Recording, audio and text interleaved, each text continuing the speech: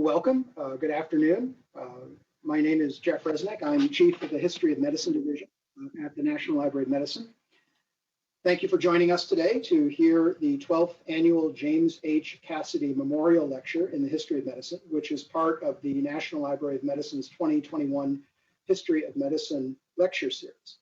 This year's lecture is co-sponsored by the National Endowment for the Humanities, Office of Digital Humanities, as part of the NLM's ongoing partnership with that agency to collaborate on research, education, and career initiatives. Thanks very much to our colleagues at the NEH. And for all of you following on Twitter, thanks for following along using the hashtag NLM HistTalk.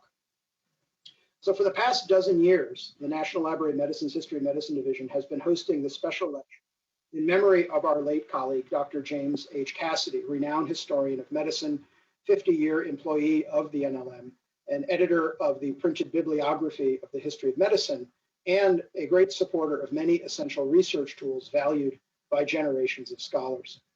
During the course of his distinguished career, Dr. Cassidy received every major honor that the National Professional Society in his field, the American Association for the History of Medicine, could bestow.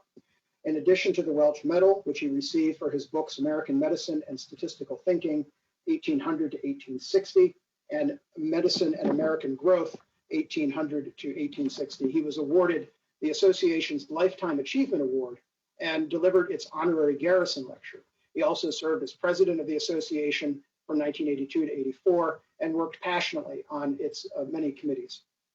With respect to our former colleague, therefore, it is my great privilege to introduce today's distinguished speaker, Dr. Naa Oyo Kwate of Rutgers University, where she is Professor of Africana Studies and Associate Professor of Human Ecology. A psychologist by training, Dr. Kwate is a native of Chicago and received her PhD in clinical psychology from St. John's University in Queens, New York.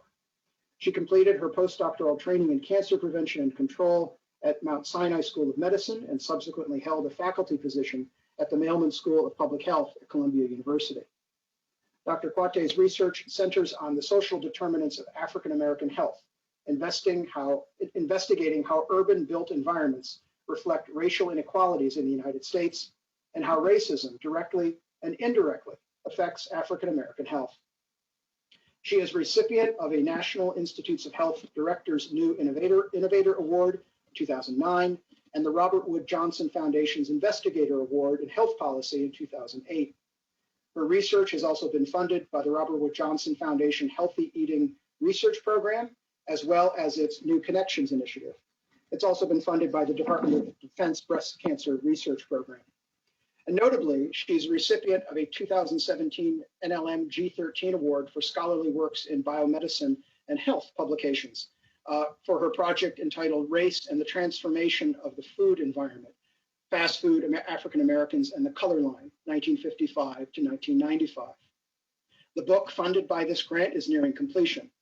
As well, Dr. Kwate's NLM-funded research produced a 2019 publication from the University of Minnesota Press entitled Burgers and Blackface, Anti-Black Restaurants Then and Now. This volume will join an extensive series of publications by Dr. Kwate, including another forthcoming book, edited by her and with photographs by Camilo Vergara, entitled American Inequality, a photographic field guide in the streets of Camden. This will be published by Rutgers University Press soon. She's also author and co-author of many articles in journals such as the Du Bois Review, Social Science and Medicine, Applied Geography, Health and Place, Race and Social Problems, and the Journal of Urban Health and the American Journal of Public Health. Dr. Kwate directs the Race, Neighborhoods, and African American Health Lab at Rutgers, and you can learn more about her research through the extensive website of her lab, which you can find at rna-lab.com. Please join me in welcoming Dr. Kwate to the National Library of Medicine to deliver our 2021 James H. Cassidy Lecture entitled Savages Cry Easily and Are Afraid of the Dark, What It Means to Talk About Race and African American Health. Dr. Kwate, welcome, and thank you very much for joining us today. Thank you, Dr. Resnick, for quite the introduction. It's great to be here, and I want to thank also everyone else at the NIH that made this talk possible today, including Lindsay France, who's advancing my slides for me, and the ASL interpreters who are making the talk accessible to more participants. So I'm really delighted to be here. As you heard, I have the fortune of being an NLM grantee for a book project, as Dr. Resnick mentioned, and so I'll be describing that later in the talk. And the title for today's talk comes from my having come across this text that was in the NLM's digital collection. So I'm going to say more about that starting on the next slide. But first, I kind of want to just give the punchline for the talk up front. And so that what it means to talk about race and African-American health, in fact, it's really health risk. But what it means to talk about African-American health risk is to talk about racism. So Dr. Rhea Boyd and colleagues wrote eloquently on the Health Affairs Journal's blog in July 2020 that, quote, "Racism kills. Whether through force, deprivation, or discrimination, it is a fundamental cause of disease and the strange but familiar root of racial health inequities," end quote. The authors throw into bold relief the relative absence of interrogating racism in the medical literature, but instead talking about race, typically in ways that invoke biological understandings of health disparities as something that, predisposes African Americans to genetically to disease.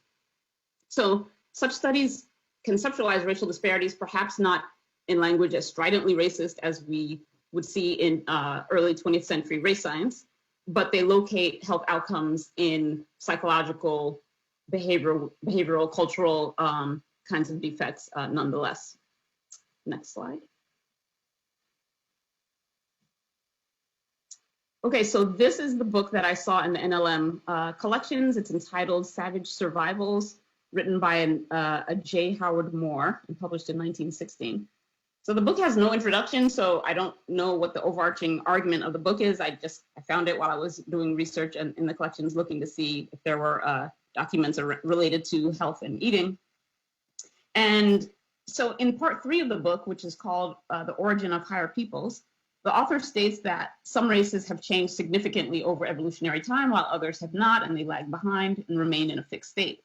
So Moore contends, quote, "We call these latter savages. Savages are merely people who are in the infant stages of human development. They have never grown up. They are child races." He goes on to say that Africans are either savages or they are in the stage of barbarism, which is in between savagery and civilization.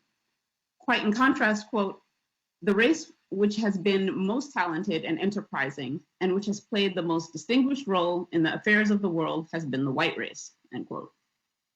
So Moore continues in that vein and makes an assessment of the savage temperament as follows, quote, "Savages cry easily and are afraid of the dark. They are fond of pets and toys. They have weak wills and feeble reasoning powers. They are notoriously fickle and unreliable and exceedingly given to exaggeration of their own importance," end quote. The propensity to see Black people as pathological, backward, irrational, and is ultimately responsible not only for the health inequities that they face, but also for causing a drag on the nation's resources, have unfortunately gone nowhere or not gone anywhere. Next slide, please. In June of 2020, the media reported on remarks made by an Ohio State Senator, Stephen A. Huffman, during a hearing of the Senate Health Committee, which was actually about whether to declare racism as a public health crisis. Musing about the reasons Black people might be more susceptible to COVID-19, he stated, quote, "Could it just be that African Americans or the colored population do not wash their hands as well as other groups or wear a mask or do not socially distance themselves? Could that be the explanation of why the higher incidence?" End quote. Dr. Whitney Laster-Pirtle, in a paper on racial capitalism and inequities in the COVID-19 pandemic, points out that in Chicago during the 1918 flu epidemic, racial tropes were used to blame the spread of disease on Black residents. To see the same tropes and even the same racial designation, colored, revived today reveals how deeply entrenched these ideas are. Classic texts such as Racism in Psychiatry by Thomas and Sillin and Guthrie's Even the Rat Was White document the long history of scientific racism, which promulgates ideas about Africans or Black people's inferior intellects, abnormal personalities, lack of impulse control and judgment, and on, all of which were thought to be fixed traits. And so these theories cast their long shadow in the contemporary moment in differential psychiatric diagnoses. So for example, Black patients are more likely to be diagnosed as psychotic than as having a mood disorder such as depression. Other inequities that we see include African Americans' lower probability of receiving opioid pain medication, or really receiving pain medication at all. A legacy of persistent stereotypes about higher pain thresholds among Black people, and as well as stereotypes around criminal drug sinking. Next slide.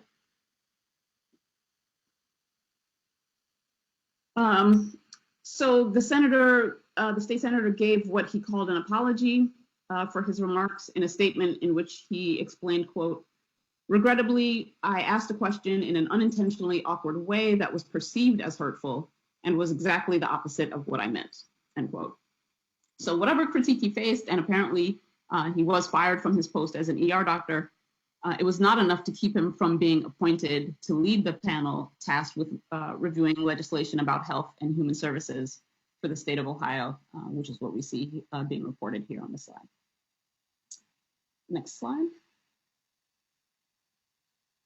And so in that same article that I just referenced by Dr. Pirtle, she cited an interview with Dr. Uche Blackstock, an emergency physician in New York City. And so she had appeared on the PBS NewsHour and was expressing concern about what was going to happen when Black and brown individuals presented to the ER with COVID symptoms.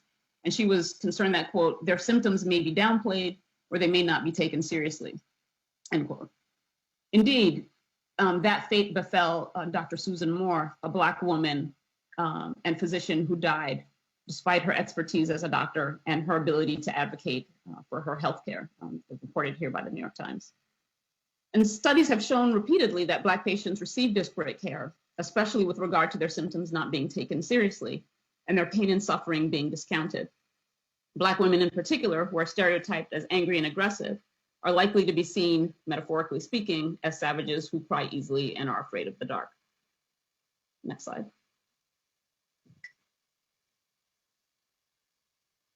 Controversy also emerged in April of 2020, when then Surgeon General Dr. Jerome Adams, during a coronavirus task force briefing, seemed to suggest that Black people needed to generate particular kinds of self-regulation and self-monitoring, and that the onus was on them to flatten the curve of infection.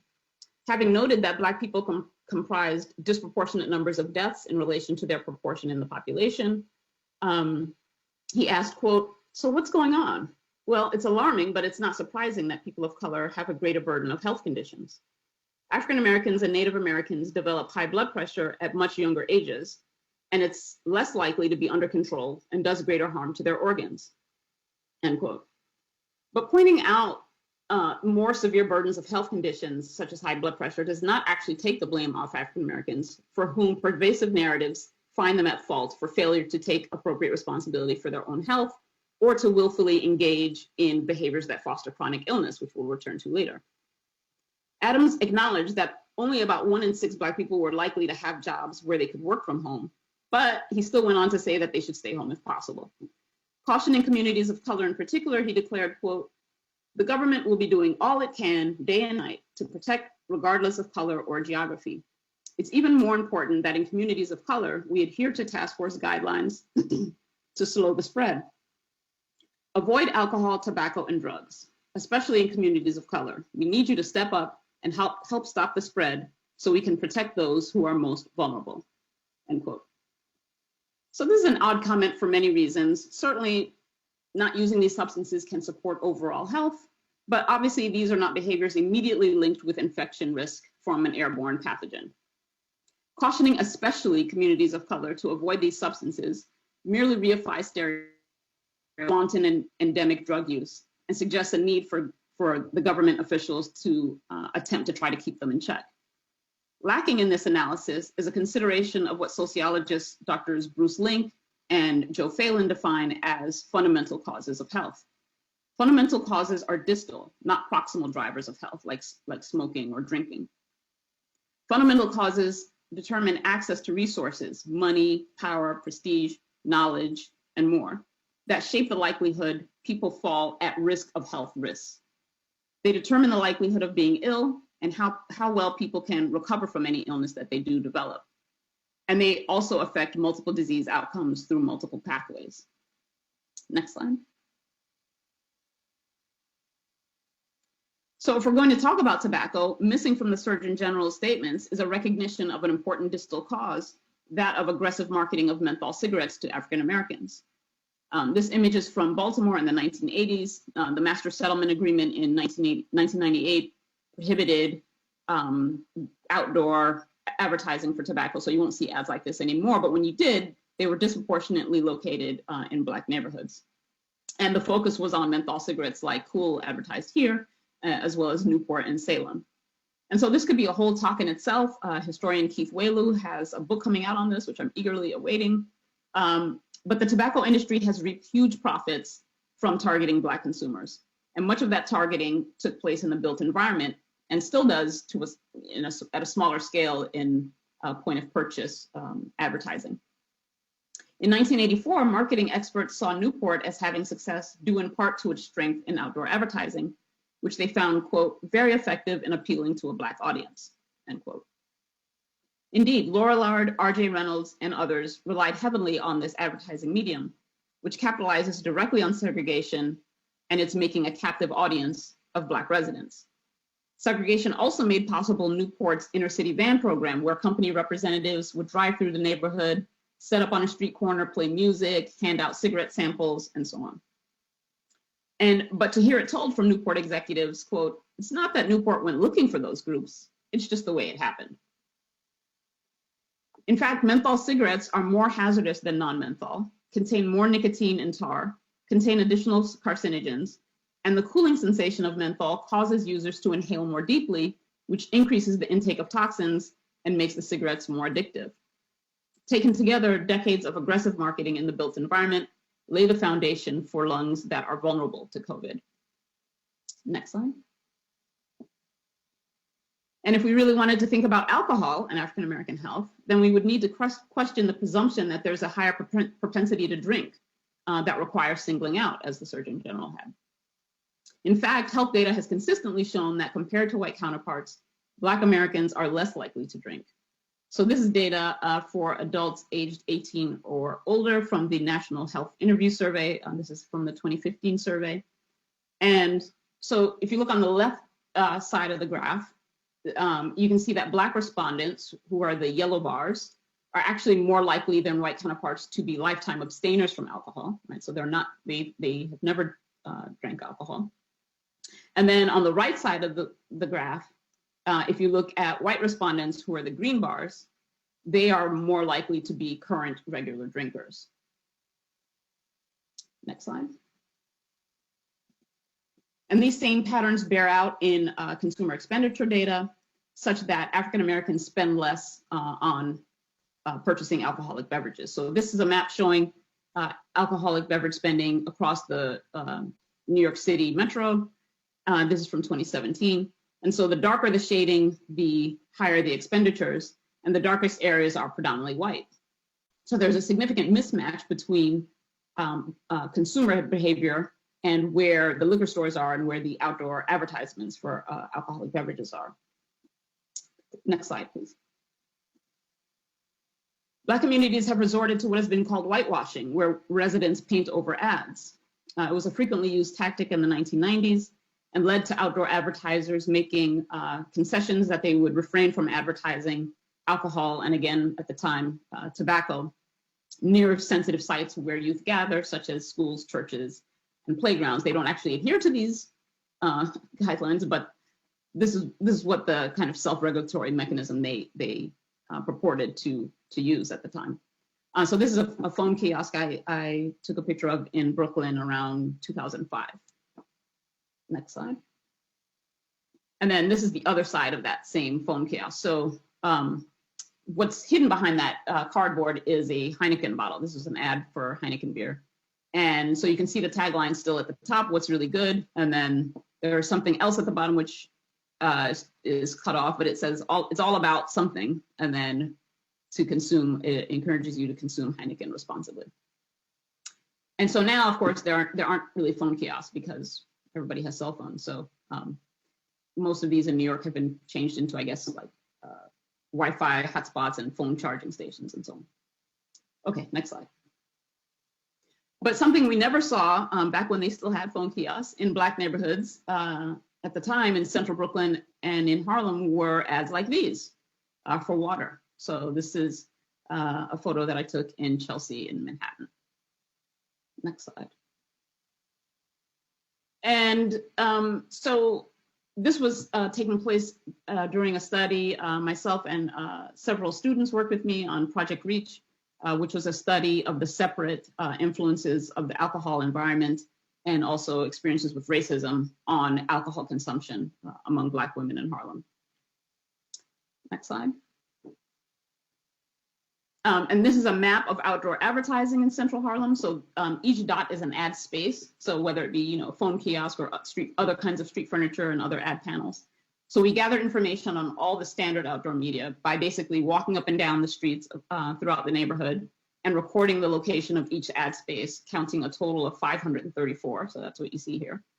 And then after we had mapped out where the ad spaces were, we returned to see if they contained alcoholic beverage advertisements. Next slide. And here's a sample of the kinds of ads we saw and the outdoor media formats in which they appeared. Again, some of which are now obsolete, like phone kiosks, but others are not. The biggest ones are the wallscapes, which elevate bottles of liquor in the sky to be among the most visually prominent features in the neighborhood. So on the top middle square there, with this ad saying "Still Real," featuring Fat Joe. So this is a wallscape, and to give you a sense of the scale, if you look to the top corner, right corner, you can see there's scaffolding there, like that people use, for example, to clean windows and so on. In this case, probably to put up the ad. But when you see how small that scaffolding is in relation to that wallscape, it gives you a sense of just how big that ad is.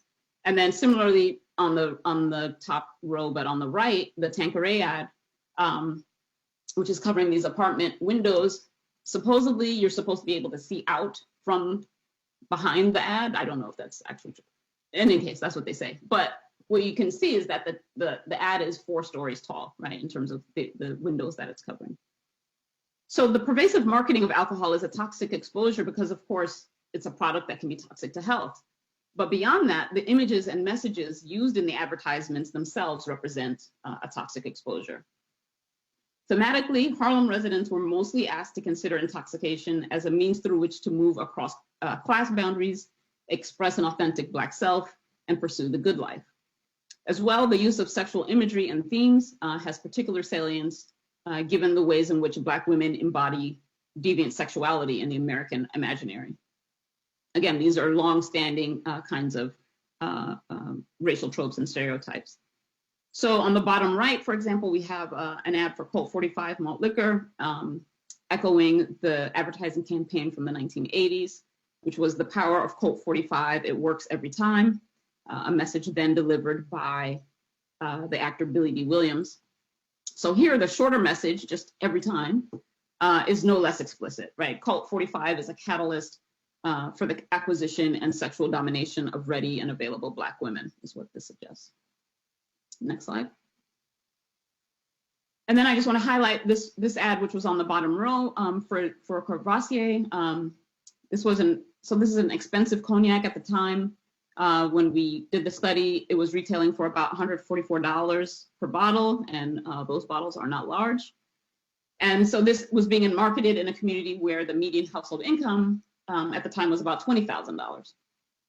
The ad suggests that, okay, so the ad says you can achieve anything in America. Well, almost. So what does that mean? Well, it suggests that while the long sought goals to achieve justice and equality in America are so dear to Black residents, not only in Harlem, but indeed everywhere else in the country, those things might be just beyond reach, right? But consuming an expensive alcoholic beverage is not. Next slide. And then here's another in that series, and the same idea here. If this gentleman would just look up, he could be having a totally different and better life. Next slide. Okay, so then what did exposure to all that advertising mean for health? We conducted a logistic regression to model the odds of being a problem drinker, which meant drinking patterns that were suggestive of abuse or dependence. And so again, this is an example of Black women. And so the primary explanatory variable of interest here is on that top row, the alcohol ad exposure. So we're basically, mapping where all the ads are in relation to where the women lived in the neighborhood. And after controlling for, so that's the primary exposures. And then after controlling for the other variables in the table, for example, a family history of having alcohol problems, we still found that each additional ad was associated with 13% greater odds of problem drinking. So all that advertising did matter. And so these findings illustrate the importance of understanding contextual factors and fundamental causes and what puts people at risk of risks. Next slide. So I want to continue with this theme of food and drink, but in a quite different vein. So here I'm going to discuss restaurants that use explicitly racist branding, whether in logos, the name, the images, the architecture, all features that are central to the dining experience. Many are aware that the United States has a long history of using racial caricature to sell packaged food. So we all saw recently, right, that Uncle Ben's and Aunt Jemima's came under fire. And actually just 2 days ago, PepsiCo announced that, so PepsiCo owns Quaker Oats, which is where Aunt Jemima brand is. So they just announced that they have new branding, which is, it's now going to be called, instead of Aunt Jemima, the Pearl Milling Company. So this is apparently the name of the company from whence Aunt Jemima actually originated. So in any case, so we all know about the food products, but there are actually a number of restaurants unabashed in their mockery of Blackness, which have remained largely unknown. Next slide. And I came across these explicitly anti-Black restaurants while conducting archival research for the larger book project that Dr. Resnick mentioned in the intro, which is about fast food. And so going down that rabbit hole culminated in the 2019 publication of Burgers in Blackface, Anti-Black Restaurants Then and Now, published at the University of Minnesota Press's Forerunner series for short works. And so this is a screenshot from the ebook. So both this work and then the larger originally planned book came from the NLM funding that I received. So Burgers in Blackface looks at 4 restaurants. I'll just briefly describe 2 of them here, one of which is defunct and the other is still in operation. Next slide. The Coon Chicken Inn opened in the mid-1920s by Maxon Graham and his wife Adelaide. Maxon had obtained a fried chicken recipe and $2,000 from a business deal, which is about $29,000 in today's dollars. And he and his wife opened a modest establishment that sold hamburgers, sandwiches, and other items, basically, quite simple dishes. But the signature dish was the eponymous Coon Chicken. And so the small stand grew into the larger restaurant depicted here. What you see on the left of the image is this large, grinning, winking face of a Black man wearing a porter's cap actually formed the establishment's entrance. So that gap in the front teeth that you see there is the doorway. And so you walk through the mouth to enter the restaurant. As one news report described at the time, quote, "The building has been constructed to represent a Southern log cabin. A huge replica of the head of a colored man, the official trademark of the company, smiles from the front of the building, displaying a row of gleaming white teeth." End quote. The imagery was quick visual shorthand for the idea of Black people in their natural place as servants and cooks, and the racial caricature mocks and dehumanizes Black people. The entrance beckons with the many good things white patrons could enjoy inside, not just a good meal, but also a reinforcement of their whiteness in the nostalgic framework of the Old South. Next slide. The logo actually found its way into Spike Lee's 2000 satire Bamboozled, which I only just realized about a month ago, having watched it for the first time since it was released. This is a screenshot from the Academy Awards website. Next slide. But the explicit racism of the Coon Chicken Inn obviously hasn't gone anywhere. There are ephemera with racist images that continue to circulate. as with this card of Coon's Cooning available on Etsy, so that racism continues to constitute a marketable good. Next slide.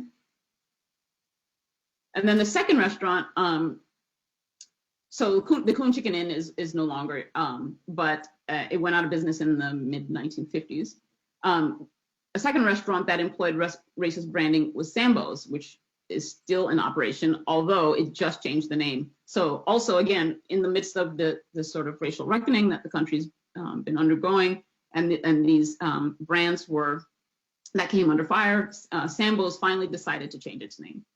So once a nationwide chain, Sambo's began in 1957 as a pancake house in Santa Barbara.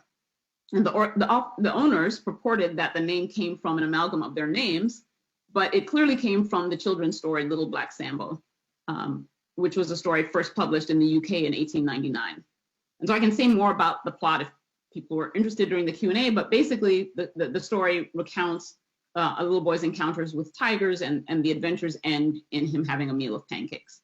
So the book, like I said, is published in the UK in 1899, quickly crosses the Atlantic to the US, and is assimilated into the United States racial tropes. And so what's shown here is a serialized version of the story where they were printing the story in segments in the newspaper as a comic strip so that the children could collect them and then fashion their own little booklet out of it. So as we see, Sambo is pitch black.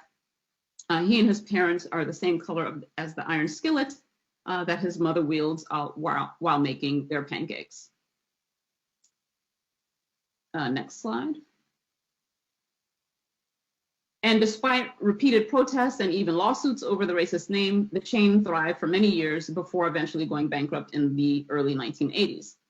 It was then revived years later in 1998 by Chad Stevens, the grandson of one of the founders. So he refurbished the original location in Santa Barbara, and then in so doing, reignited all the debates that dogged his forebears. So this is a screenshot from the website of the restaurant a couple of years ago. And so it lasted until just a few months ago when, again, Sambo's finally changed the name. So Stevens has changed the restaurant to Chad's. So I don't know what the website looks like now, but this is when it was still Sambo's. Stevens had until then remained steadfast in keeping the Sambo's name, seeing no harm in it. And this was true for the restaurant's many fans as well. And the idea was that, it couldn't possibly be racist, right? Anti-Black restaurants like Sambo's suggest to America that real racism is maniacal kind of animus. But stereotypes that merely dehumanize Black people can't possibly be racist if they elicit smiles. Next slide. The health risk of restaurants like Sambo's then is not in the food they serve, but in their unabashed degradation of Blackness. Architecture constructed as a physical display of contempt for Black people, or racial epithets in the name, constitute a psychic assault. The subordination of Blackness that these restaurants champion is also what undergirds punitive and restricted health and social policies, and what lies at the foundation of the racial empathy gap that scholars have argued undermine political will to foster health equity. Doctors David Williams and Ruth Williams Morris argued, quote, "The age-old proverb that sticks and stones may break my bones, but words can never hurt me, does not ring true for the effect that believing hurtful words and negative cultural images can have on an individual's health." Next slide.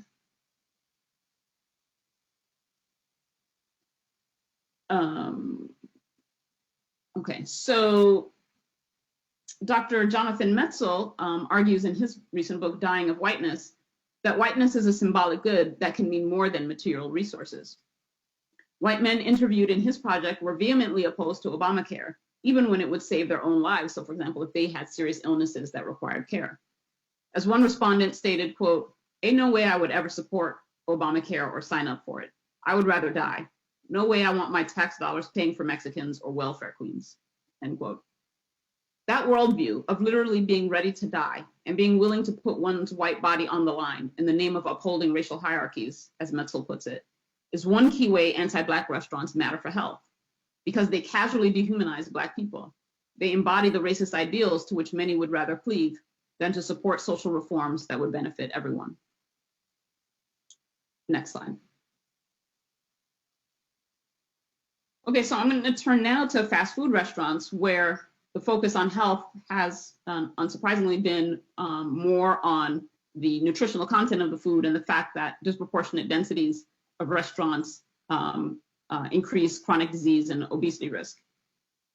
So the book project is tentatively titled Painted Black, Race and the Transformation of Fast Food in America, and it too is under contract at Minnesota. So in the book, I examine fast food's racial and spatial trajectory from white, primarily suburban space, and white consumers to Black central city communities. So I came to the project after having published quantitative studies on the distribution of fast food in New York City. Next slide. In this heat map, darker colors indicate greater fast food density across the 5 boroughs of New York City. So at the top is the Bronx, the skinny borough on the left there is Manhattan, then we have Queens, Brooklyn, and Staten Island at the bottom. And so what we found is that outside of commercial and business districts, transportation hubs, and tourist destinations, fast food was most dense in the Bronx, across Harlem, Central Brooklyn, and portions of Queens. So again, where the shading is darkest is where the average exposure to fast food is highest. And we showed that the percentage of Black residents was the strongest predictor by far of this fast food density map. It was not driven by income, was not driven by other kinds of census variables, population density, and so on. And this is a finding that several studies have documented. And though findings are mixed, there is substantial evidence that living proximal to higher densities of fast food is associated with higher BMI and obesity. These studies illuminate, again, what puts Black communities at risk of health risks.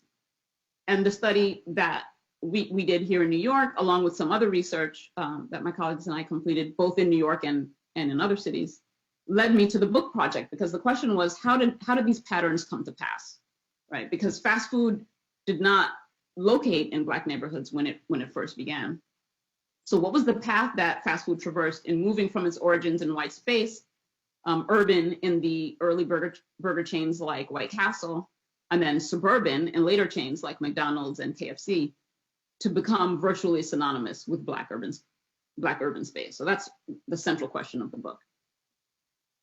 Next slide. Continued higher rates of residential segregation in US cities means that if corporations wish to target Black people as a group, it is an endeavor that's easily achieved. Black neighborhoods are frequently awash in fast food, so much so that some communities have actually enacted legislation to stem the tide. That was the case in Los Angeles in 2008. But fast food actually came quite late to Black neighborhoods. It passed over these communities, not simply because the industry was ignorant or dismissive of a profitable consumer group, though it was, and it did, but also because these communities were incompatible with the racial logics and symbolic meanings of these restaurants. Next slide. KFC and Burger King both preceded McDonald's, but they all came about at around the same time, early to mid 50s, and all of them opened in suburban communities. Ray Kroc opened his first McDonald's in Des Plaines in 1955. Des Plaines is a very white suburb about 20 miles north of Chicago. And so this is what the site looked like in 2013. So this is not the original restaurant, but this is what the restaurant looked like. That the restaurant was demolished in the 80s, and then McDonald's erected this replica. So when it opened for Kroc, intending to seek out a family trade meant all-American domesticity, which meant the unyielding whiteness of mid-century suburban spaces. McDonald's wanted careful investment in the right kind of community, and so that automatically meant conflating family life with whiteness. And so with that in mind, not just McDonald's, but again, Burger King, KFC, and the others left Black communities off the map in citing their restaurants and in marketing their products. Next slide. Or, as this commenter on an Instagram post for the 2016 film The Founder, starring Michael Keaton as Ray Kroc, put it quite simply, so we gonna sit here and act like those ain't start off as whites only burgers. Indeed, they did. The early chains like White Castle literally embodied whiteness in building white temples of hygiene and implied racial purity. Decades passed before the industry realized that Black consumers were an untapped consumer segment. Next slide. Quite a shift McDonald's, for example, made from the all-American whiteness of 1959 Hartford, Connecticut, which you see on the left, to the now defunct Black consumer targeted website 365 Black on the right. African-American communities underwent a transition from a position of market exclusion to a position of market exploitation. So the book will show that it was not a quick and linear path, actually. So fast food made strategic choices about how to engage or reject Black people, both as consumers and as entrepreneurs. It melded with dominant racial currents, eddying around ideas about the products it served, reflecting and pushing forward existing racial ideas and solutions. Next slide. Critically, as fast food began arriving in Black neighborhoods in greater numbers in the 1970s and 1980s, communities vigorously protested their entree, anticipating physical and social disorder, concerns such as loitering, crime, noise, and litter. In most cases, the restaurants were built anyway. But the frequent protests contradict narratives of rapacious demand in Black communities. Nonetheless, whether fast food or soul food, many health researchers study African Americans within a framework of racial tropes that perpetuate ideas about deviance and irresponsibility. Next slide. Media headlines in 2018 extensively covered a study done at the University of Alabama and that was published in JAMA. The study reported that consuming a so-called Southern diet was responsible for entrenched racial disparities and hypertension. The premise was that cardiovascular disease is the biggest contributor of differential mortality between white and Black Americans. And the authors argued that, quote, the reasons for the difference in the incidence and prevalence of hypertension between the Black and white populations remain unknown, end quote. On this point, the authors cited an editorial published in 2011, which highlighted biological differences as potential causes.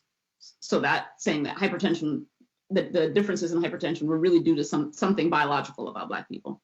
And they talked about, the article talked about differences in genotype and discussed the so-called slavery hypertension hypothesis, a debunked theory about Black bodies being predisposed to retain salt after undergoing the Middle Passage. Next slide.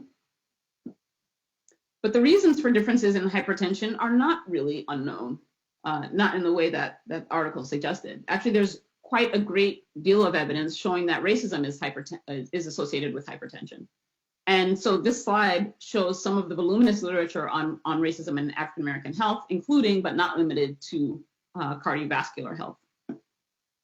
And then apart from that, there's also the literature of the White House studies conducted in the UK showing that holding employment where you have less control at work, less authority over decisions, less ability to allocate your time and use of skills is also associated with heart disease and other illnesses.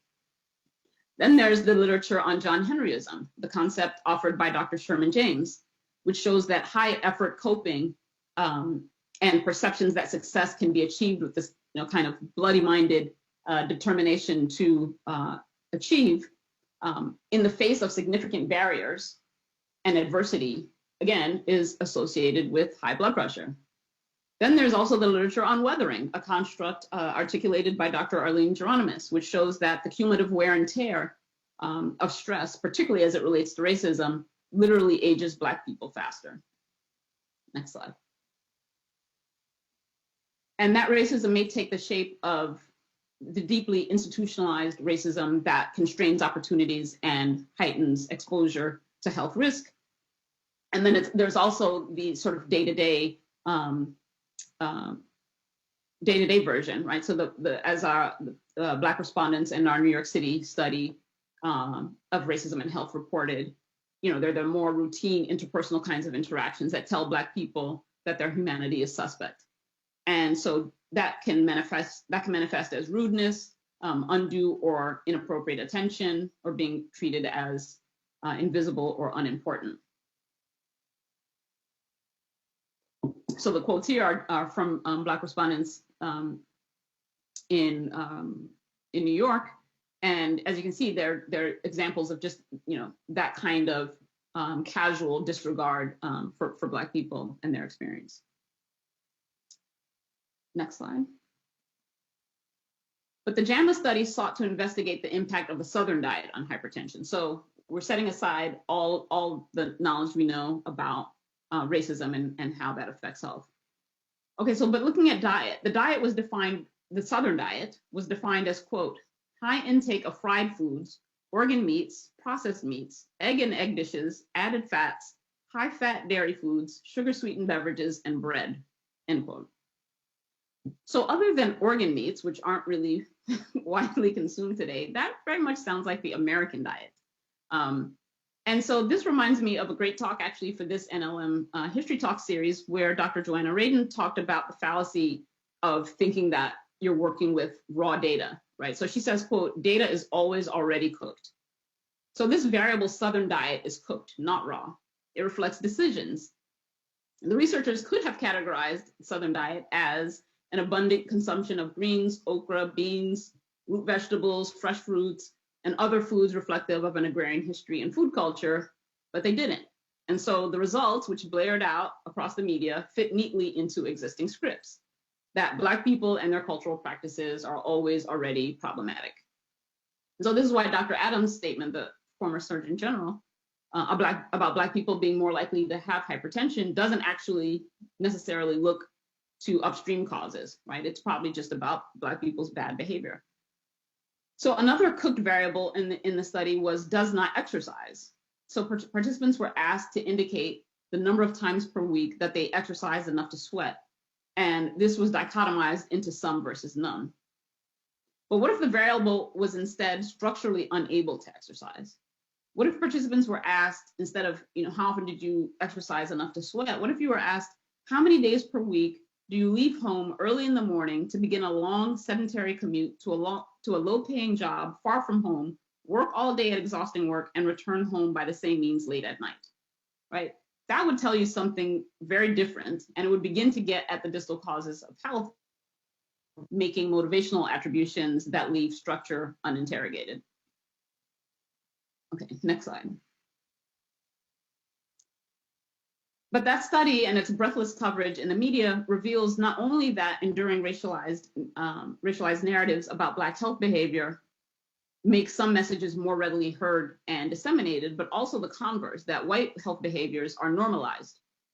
Part of what it means to talk about African-American health, as Dr. Kamara Jones points out, is not just the racism that Black folks experience, but also the benefits of myriad advantages and power that are unfairly bestowed to white counterparts.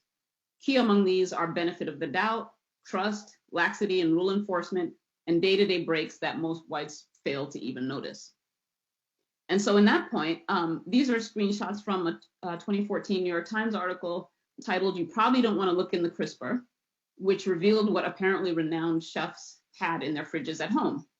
So if we look at these pictures, that included plentiful alcohol, ranging from Pabst Blue Ribbon to champagne, or actually to other kinds of beer and also champagne. Lots of champagne, like really weird amounts of champagne. It's a lot of champagne. What else did they have? They have condiments. They had various kinds of Kit Kat candy bars. Apparently the one there on the top was wasabi flavored Kit Kat. They had donuts that the chef in question admitted to occasionally eating in a bowl with milk like they were cereal, and cookie dough containing rendered lard. And what we don't see much of are fruits and vegetables. But these chefs are given the benefit of the doubt.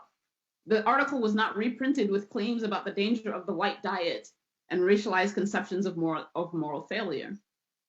Whiteness lends normalcy to behavior and confers expectations about the kinds of benefits that ought to be realized in day-to-day life. Next slide. My colleague Melody Goodman and I found evidence of this in a study in Boston.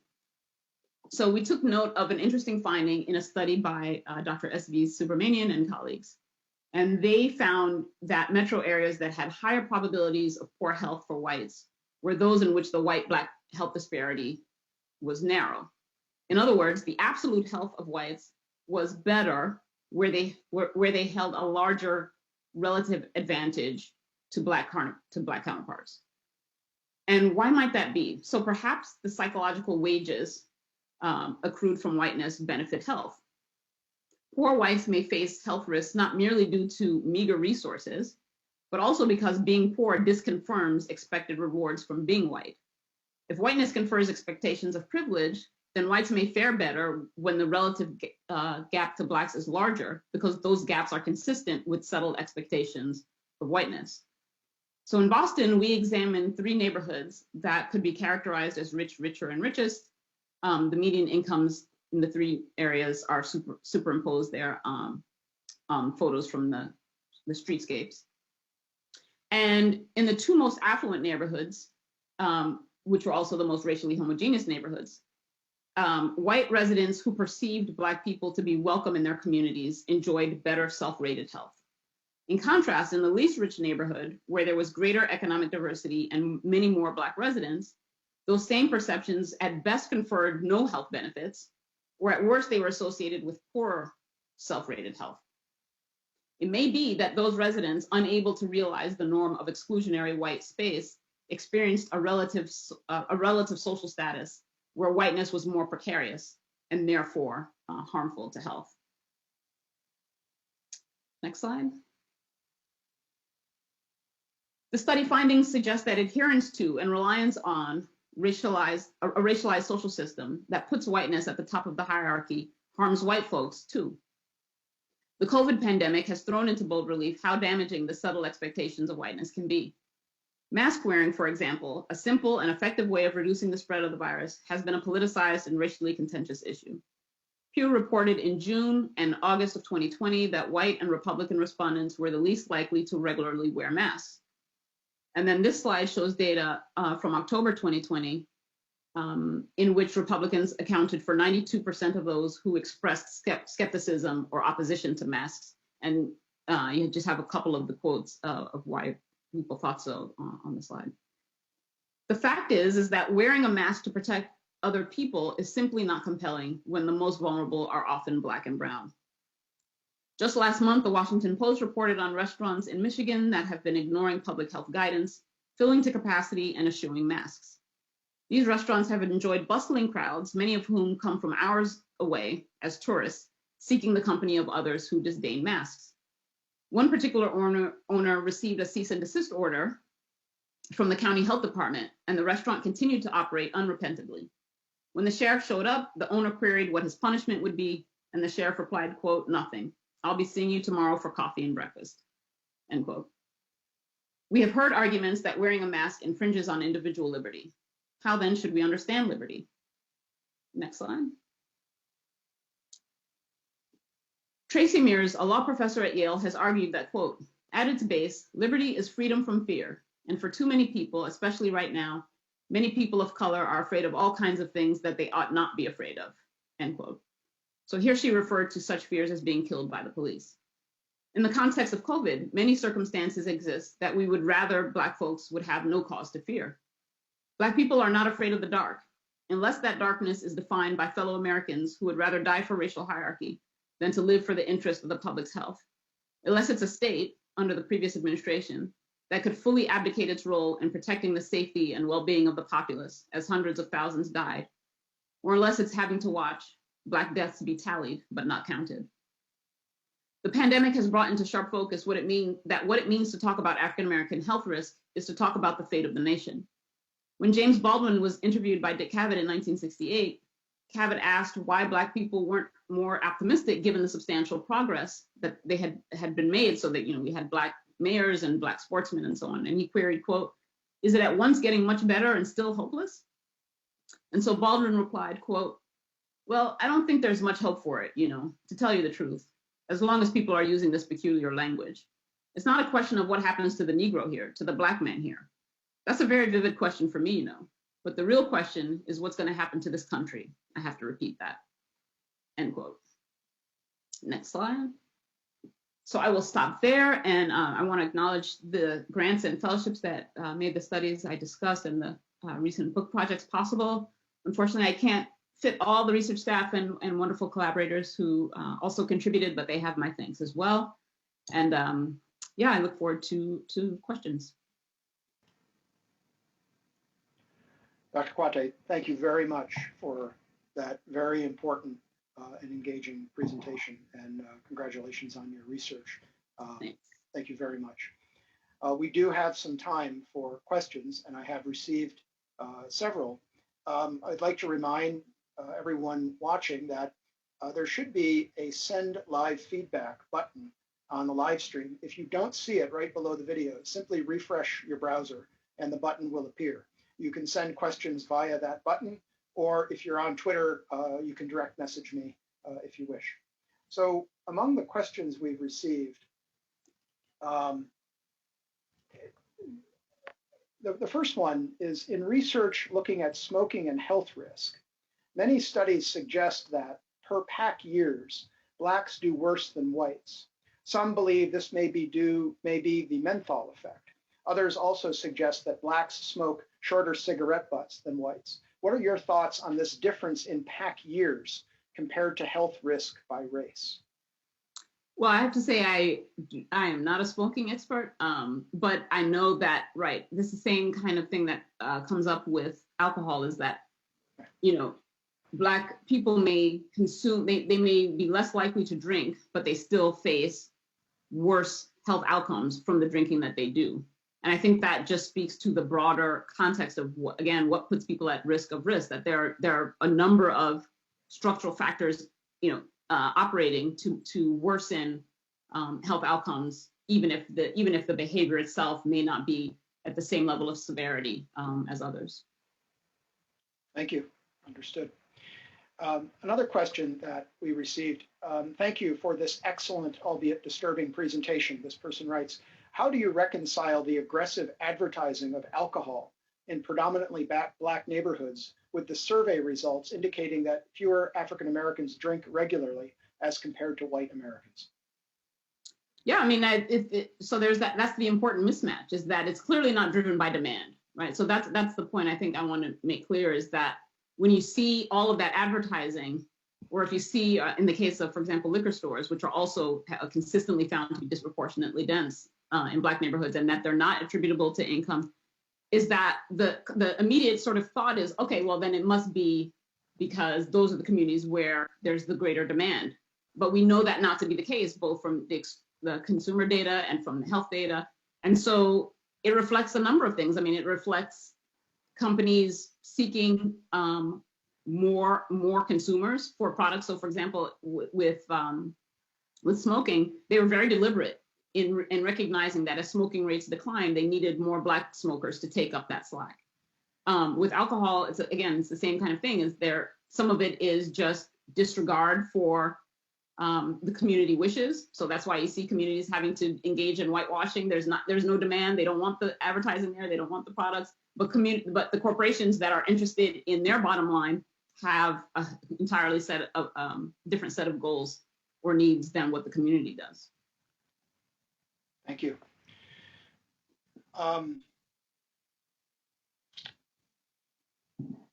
Just a more basic question. Several individuals have written to say this is a fabulous and informative presentation, fact-packed, and someone even wrote triple excellent.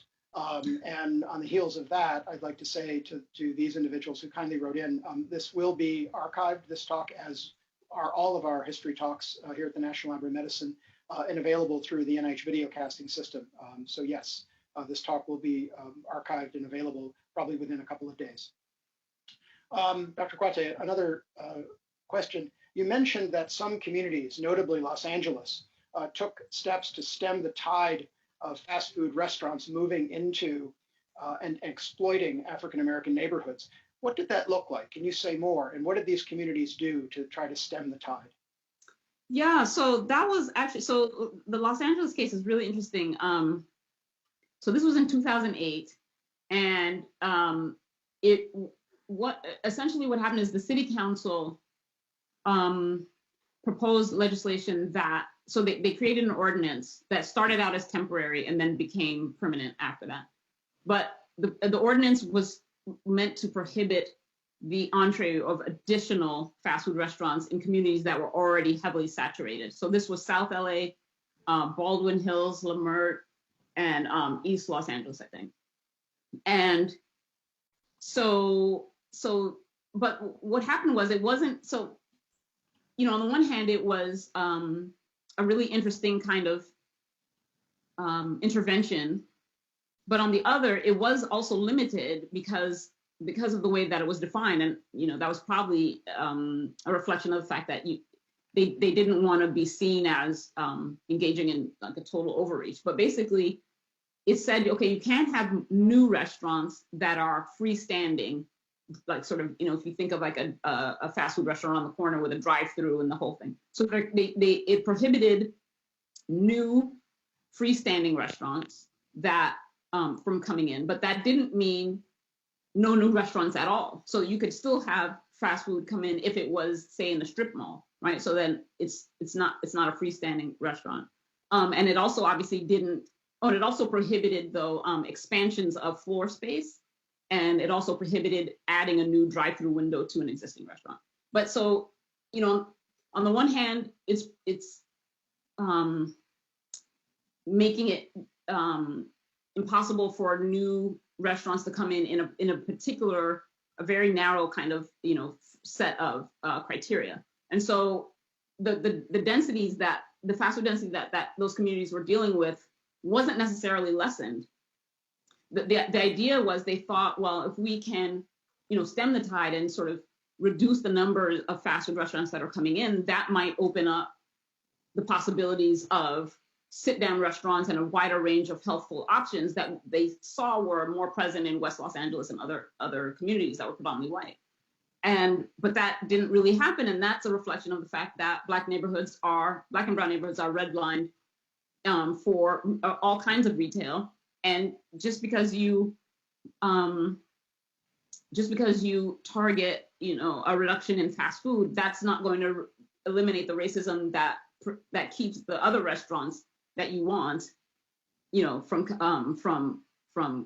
it's not going to attract them to come in, right? Just because that other set. So it was, both pro and con, but I thought it was a really interesting and an important kind of intervention that was made from the community, was determined from the community. Yeah. Thank you. We have a couple more questions, if you don't mind. You could stay with us. We'd be grateful. There has been an increasing interest in the literature about the effects of childhood toxic stress on lifetime health outcomes. Did your research happen to look into the manifestations and impact of racism on children in Black communities? I have not. I would suggest, who are some people Dr. Eleanor Seaton, off the top of my head, I'm blanking, but there are a number of researchers who have looked at racism and health child and adolescent developmental stages. I haven't personally, but they do, but it's the same kinds of issues and core concerns that you see in the adult populations. Thank you. Another individual has written in, extremely important work, well presented. Thank you. You showed some data regarding impact of advertising. Is there data on educational approaches that are more effective in combating advertising? Well, so we were doing the first, to our knowledge, study looking at how the outdoor advertising actually affected behavior. So there had been a number of studies to show that the advertising was disproportionately dense as a function of race, but hadn't actually made the link to what's the impact on behavior. So any of that literature that you see around education and is probably going to be more around like print, or it's going to be focused on youth, and it's not actually looking at advertising in the built environment itself. And I think what's important is that, so in our study we did, it's hard to tease apart. I mean, we found that the more ads there were, the more likely you were to have the odds of having a problem drinking. But the mechanism for that is unclear. So is it just the numbers of ads, or do you have to, or is it something about the messaging that's in the ads, or like there are a number of aspects about that advertising that could be affecting behavior. And so yeah, if you were going to develop something from an educational perspective, you know, which of those aspects would you need to target would be the question. So that's not a step we have taken personally. Thank you. I have two more questions, and they're related and they're important, and I'd like to ask them. Both of these individuals, thank you very, very much for your presentation. What would your findings and conclusions apply to any marginalized group in the United States, to Native Americans, to Latinos, this person writes. And the other individual writes, how are we to change the systemic inequality within the system? And what can individuals do in their own lives to make change? Great presentation, thank you. Thank you. Well, so I would say some of what I've discussed, I mean, the fact that racism harms health is something that has been shown in different marginalized communities. That is true. I wouldn't say that the specific findings that I reported on should be generalized in the same way to all the populations, because there's specificity in what, what racism looks like. And again, what I was trying to show was that, excuse me, some of those longstanding racial tropes that are specific to Blackness that can still continue to operate today and are manifest in these different kinds of unique and specific ways that affect Black people. So I wouldn't want to try to say that you can just pick those up and apply them to all groups, because that's not the case. Although again, experiencing racism has been shown to be harmful to health from people from different other backgrounds other than African American or people of African descent.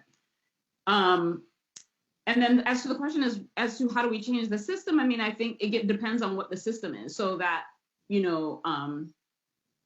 clearly what we see happening right now in terms of, the protests that have by some measures been seen as the largest in US history. I mean, I think that kind of action is important and necessary, and we're seeing the impact of it. But I also think that if you're talking about, how do we change, for example, what we see in healthcare, where Black patients are more likely to be, receive disparate kinds of care in this one realm. How do we change the system as it relates to education, as it relates to housing, as it relates to retail, as it relates to, there are so many different endpoints for that systemic work that I think what individuals should do is really, based on where they are, is try to make a change based on what to be unjust in whatever realm, whichever system, you can act. You may not have access to making a difference in healthcare, but I think starting small in your community or in school systems and so on is where people can make their most direct connection. Thank you, Dr. Kwate. And on that very important note, I want to thank you again for an outstanding presentation, for taking the time to prepare it and present it today. We had over 400 viewers remotely, and it's a testimony to the importance of your work. And we look forward to your future publications coming up soon, and look forward to keeping in touch. Thank you again very, very much, and wish you much success in the next steps in your research. Thank you. Thank you. Thanks, everybody.